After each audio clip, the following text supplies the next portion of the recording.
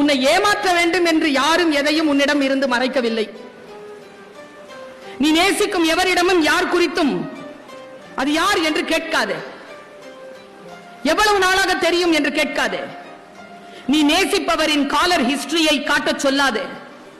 அவர்களின் இன்பாக்ஸை திருட்டுத்தனமாக திறக்காதே. இரண்டாம் அழைப்பில் இவ்வளவு நேரம் இருந்தது யார் என திரும்ப திரும்ப கேட்காதே. உனக்கு தர மறுத்த சந்திப்பை இன்னொருவருக்கு தருவது ஏன் என முறையிடாதே. உன்னை ஏமாற்ற வேண்டும் என்று யாரும் எதையும் மறைக்கவில்லை. உன் மீதான கருணையினால் தான் அது மறைக்கப்படுகிறது. கோவத்துல உங்களுக்கு அப்படியே வந்து விஷம் வச்சு கொன்னுடலாமான்னு தோணுச்சு.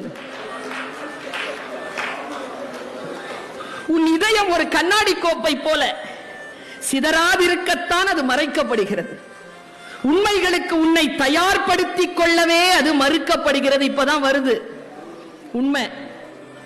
உடனடியாக அல்லாமல் நீ ஒரு பனிக்கட்டியை போல அவர்கள் வாழ்வில் இருந்து கொஞ்சம் கொஞ்சமாக உருகி மறையட்டுமே என்பதற்காகத்தான் அது மறைக்கப்படுகிறது. இந்த உறவை இன்னும் கொஞ்ச நேரம் நீட்டிக்கலாமே எனும் விருப்பத்தால் தான் அது மறைக்கப்படுகிறது. குற்ற உணர்வினால் தான் அது மறைக்கப்படுகிறது. உன்னை ஒரு ஞாபக சிற்பமாக மாற்ற அவர்களுக்கும் அவகாசம் தேவைப்படுகிறது என்பதனால் அது மறுக்கப்படுகிறது. காதலர்கள் விரைந்து அழியும் உலகில் மனிதாபிமானம் எவ்வளவு விரைந்து அழிவதில்லை என்பதனால் தான் அது மறைக்கப்படுகிறது.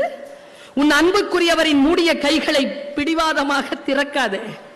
மாறாக சாத்தியிருக்கும் கதவுகளை ஒரு விருந்தாளியை போல மெதுவாக தட்டு. உன் மீதான காதல்களை ஏற்றுக்கொண்டது போல கருணையையும் ஏற்க பழகு.